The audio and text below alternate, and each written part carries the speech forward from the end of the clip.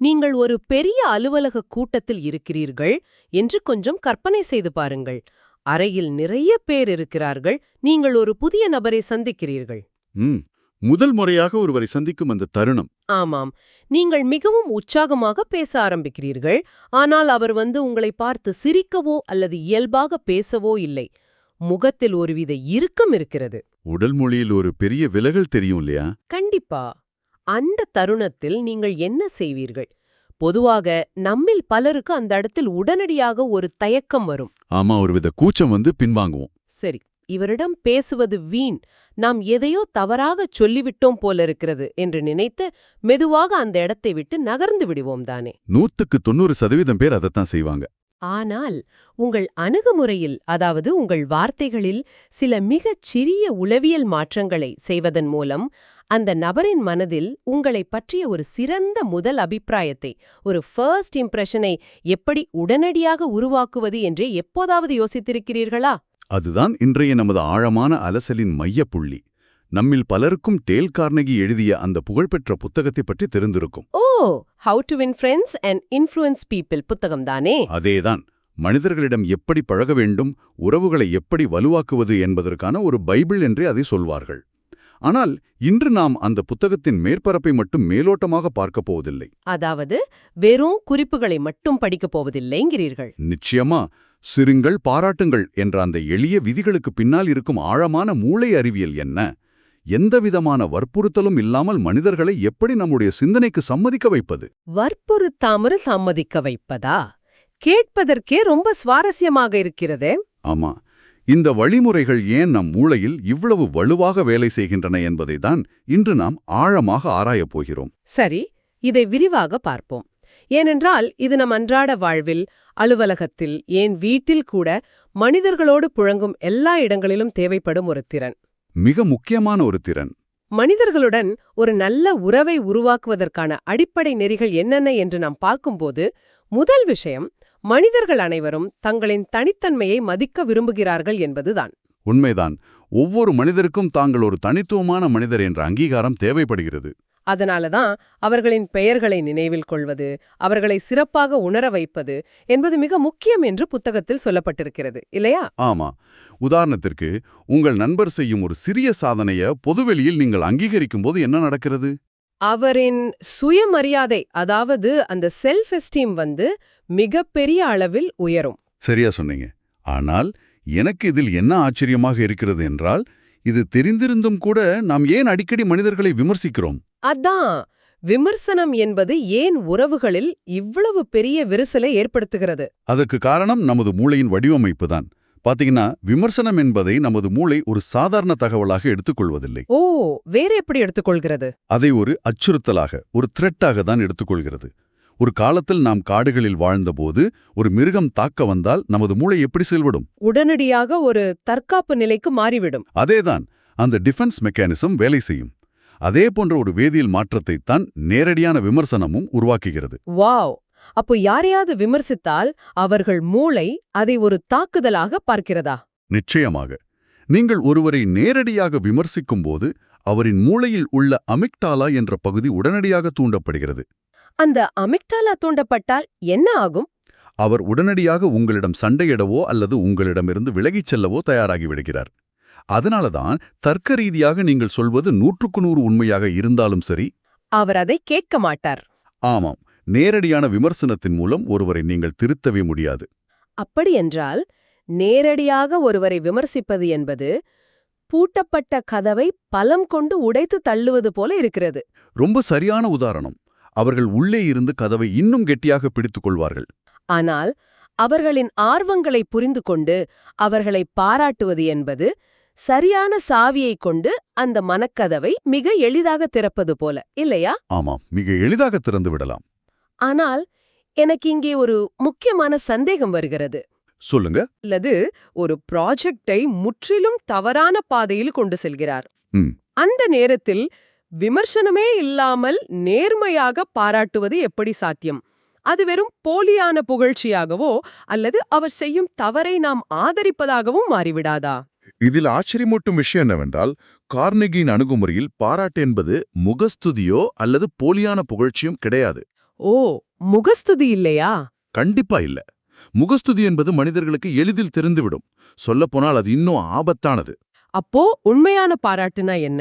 உண்மையான பாராட்டு என்பது அந்த நபரின் நேர்மறையான நோக்கத்தை கண்டுபிடித்து அதை அங்கீகரிப்பதாகும். ஒருவர் தவறு செய்யும்போது அந்த தவறை நேரடியாக குத்திக் காட்டுவதற்கு பதிலாக அவரின் முயற்சியை பாராட்ட வேண்டும் என்கிறீர்கள். சரியா பிடிச்சிட்டீங்க. உதாரணமாக, நீங்கள் இந்த ரிப்போர்ட்டில் இவ்வளவு டேட்டாவை சேகரித்தது உண்மையிலே சிறப்பானது, உங்கள் மெனக்கடல் தெரிகிறது என்று சொல்லலாம். அது அவங்களுக்கு ஒரு ஊக்கத்தை கொடுக்கும். ஆமா. பிறகு இதே கவனத்தோடு இதன் இறுதி முடிவுகளையும் நாம் கொஞ்சம் மாற்றி எழுதினால் இன்னும் அற்புதமாக இருக்குமே என்று கேட்கலாம். ஆஹா, இங்கே நாம் அவர் செய்த தவறை நியாயப்படுத்தவில்லை. ஆமாம். மாறாக அவரது ஈகோ காயப்படாமல், அந்த தற்காப்பு நிலை தூண்டப்படாமல் பார்த்துக் கொள்கிறோம். அவரது மூளையை ஒரு திறந்த மனநிலைக்கு கொண்டு வருகிறீர்கள். இப்போது புரிகிறது. அதாவது, நாம் அவர்களின் தற்காப்பு கவசத்தை முதலில் கழற்றச் சொல்கிறோம். அதேதான். அப்போது அவர்கள் உங்களை எதிரியாக பார்க்க மாட்டார்கள், உங்களை ஒரு வழிகாட்டியாக பார்க்க தொடங்கி விடுவார்கள். சரி, மற்றவர்களை சிறப்பாக உணர வைப்பது, அவர்களின் ஈகோவை தாக்காமல் இருப்பது என்பது முதல் படி என்று வைத்துக்கொள்வோம். ஆனால் அவர்களை நம்முடைய சிந்தனைக்கு எப்படி சம்மதிக்க வைப்பது? இதுதான் ரொம்ப பெரிய சவால். நிச்சயமா. அலுவலகத்தில் ஒரு குழுவை வழிநடத்துவதாக இருந்தாலும் சரி, அல்லது ஒரு வியாபாரத்தில் டீல் முடிப்பதாக இருந்தாலும் சரி, ஒரு மனிதரை எப்படி நம் வழிக்கு கொண்டு வருவது? இதற்கான விடை பாத்தீங்கன்னா, மனித மூளைக்கு இருக்கும் அந்த சுதந்திரத்தின் மீதான தாகம், அதாவது நீட் ஃபார் அட்டானமி என்பதில் அடங்கியிருக்கிறது. சுதந்திரத்தின் மீதான தாகமா? ஆமா. யாரையும் வற்புறுத்தவோ அல்லது கட்டுப்படுத்தவோ கூடாது என்பதுதான் கார்னகின் முக்கிய விதி. மனிதர்களுக்கு யாராவது உத்தரவிட்டால் பிடிப்பதே இல்ல. நான் சொல்றத கேள், இதுதான் சட்டம் என்று சொன்னால் எவருக்கும் பிடிக்காதுதான். அப்படி நீங்கள் சொல்லும்போது மீண்டும் அவர்களின் அந்த தற்காப்பு நிலை விழித்துக் கொள்கிறது. அப்போ என்னதான் செய்யணும்? அவர்களுக்கு தேர்வுகளை, அதாவது ஆப்ஷன்ஸ் வழங்க வேண்டும். நான் உனக்காக முடிவெடுக்க முடியாது என்பதற்கு பதிலாக, இந்த 2 வழிகளில் உன் விருப்பம் எது என்று கேட்கலாமா? மிக சரி, இதில் எதை செய்தால் சரியாக இருக்கும் என்று நீங்கள் நினைக்கிறீர்கள் என்று ஒரு கேள்வியாக முன்வைக்கும்போது என்ன நடக்கிறது தெரியுமா? என்ன நடக்கும்? அவர்கள் தாங்களாகவே அந்த முடிவை எடுத்ததாக அவர்களின் மூளை நம்பத் தொடங்குகிறது. இங்கேதான் விஷயம் மிகவும் சுவாரஸ்யமாகிறது. எனக்கு இது ஒரு வீடியோ கேம் விளையாடுவதைப் போல தோன்றுகிறது. வீடியோ கேம் மாதிரியா? எப்படி சொல்றீங்க? எடுத்த உடனேயே நேரடியாக பெரிய பாஸ் லெவலுக்கு போய் சண்டையிடுவது போல அல்ல இது. இது ஒரு ரோல் பிளேயிங் கேம் போல இருக்கிறது. சொல்லுங்க. நீங்கள் வழியில் பார்க்கும் சிறிய கதாபாத்திரங்களிடம் சண்டையிடாமல் அவர்களை உங்கள் அணியில் சேர்த்துக் கொள்வீர்கள் இல்லையா? ஆமா, கொஞ்சம் கொஞ்சமாக அணியை பெருக்குவோம். அதே போலதான் இதுவும். நாம் ஒருவரிடம் ஒரு பெரிய விஷயத்திற்கு சம்மதம் வாங்குவதற்கு முன்பு சிறிய சிறிய விஷயங்களில் அவர்களை சம்மதிக்க வைக்கிறோம். ஆமா, ஒரு கூட்டணி உருவாக்குவது போல. அதனாலதான் எடுத்த உடனே பெரிய கோரிக்கையை வைக்காமல் சிறிய கேள்விகளுடன் தொடங்கி தொடர்ச்சியாக அவர்களை ஆம் என்று சொல்ல வைக்கும் ஒரு வரிசையை, அதாவது எஸ் சீக்வென்ஸ் உருவாக்க சொல்கிறார்கள் போல இருக்கிறது. மிகச்சரியான உதாரணம். இதை ஒரு பெரிய கண்ணோட்டத்தில் பார்த்தால், இது அறிவாற்றல் முரண்பாடு மற்றும் மூளையின் உளவியல் வேகம் ஆகிய தத்துவங்களின் அடிப்படையில் இயங்குகிறது. அறிவாற்றல் முரண்பாடு, காக்னிட்டிவ் டிசனன்ஸ் என்று சொல்வார்களே, அதுவா? அதுதான். ஒரு நபர் உங்களிடம் தொடர்ச்சியாக 2-3 முறை ஆம், சரிதான் என்று சொல்லிக்கொண்டே வரும்போது என்ன ஆகும்னா, அவர் மூளையில் ஒரு வேகம் உருவாகிடும். ஆமா, அவரது மூளையில் ஒரு நேர்மறையான பாதை உருவாகி விடுகிறது. அந்த வேகத்தில் திடீரென்று அவர் இல்லை என்று சொல்வது அவரது மூளைக்கே ஒரு சிறிய அசௌகரியத்தை கொடுக்கும். ஓ, அதனால் அவர் தொடர்ந்து ஆம் சொல்லவே விரும்புவார். சரியா சொன்னீங்க. அதனாலதான் ஒரு மீட்டிங்ல பேசும்போது எடுத்தவுடன் புது ஐடியாவை சொல்லாம எல்லோரும் ஏற்றுக்கொள்ளக்கூடிய ஒரு பொதுவான நன்மையிலிருந்து பேச்சு தொடங்க வேண்டும். இந்த வருடம் நமது விற்பனையை அதிகரிக்க வேண்டும் என்பதுதான் நம் அனைவரின் நோக்கமும் இல்லையா என்று கேட்கலாமா? அருமை. அப்படி நீங்கள் கேட்டால் அனைவரும் ஆம் சொல்வார்கள். அந்த ஆம் என்ற ஒத்திசைவு உருவான பிறகு நீங்கள் உங்கள் புதிய யோசனையை முன்வைக்கலாம். நிச்சயமா. அப்போது அதை ஏற்றுக்கொள்வதற்கான வாய்ப்புகள் பல மடங்கு அதிகம். ஆனால் நடைமுறையில் நிஜ வாழ்க்கை வீடியோ கேமை விட சிக்கலானது. எல்லோரும் எப்போதும் நாம் சொல்வதற்கு ஆம் சொல்லிக் கொண்டிருக்க மாட்டார்கள். அதுவும் உண்மைதான். கருத்து வேறுபாடுகள் வருவது இயல்புதானே. நாம் சொல்லும் எல்லாவற்றுக்கும் தலையாட்ட மனிதர்கள் ரோபோக்கள் இல்லையே. கண்டிப்பா இல்ல. அப்படிப்பட்ட கடுமையான முரண்பாடுகள் வரும்போது ஒருவரை எப்படி சமாளிப்பது? அதனால்தான் விவாதங்களை, அதாவது ஆர்குமெண்ட்ஸ்களை முற்றிலுமாக தவிர்க்க வேண்டுமென்று கார்னகி ஆணித்தரமாக கூறுகிறார். விவாதங்களை தவிர்க்க வேண்டுமா? ஏன்? ஏனென்றால் விவாதங்கள் என்பது ஒருபோதும் உண்மையான மனமாற்றத்தை ஏற்படுத்தாது. விவாதம் நடக்கும்போது இரண்டு தரப்பிலும் தர்க்கம் வேலை செய்வதில்லை. ஈகோ மட்டுமே வேலை செய்கிறார்கள் என்கிறீர்கள். 100%. ஒரு விவாதத்தில் நீங்கள் உங்களின் அபாரமான அறிவாற்றலால் வென்றாலும் சரி, தோற்றவரின் மனதில் ஒரு கசப்புணர்வு தங்கிவிடுமே.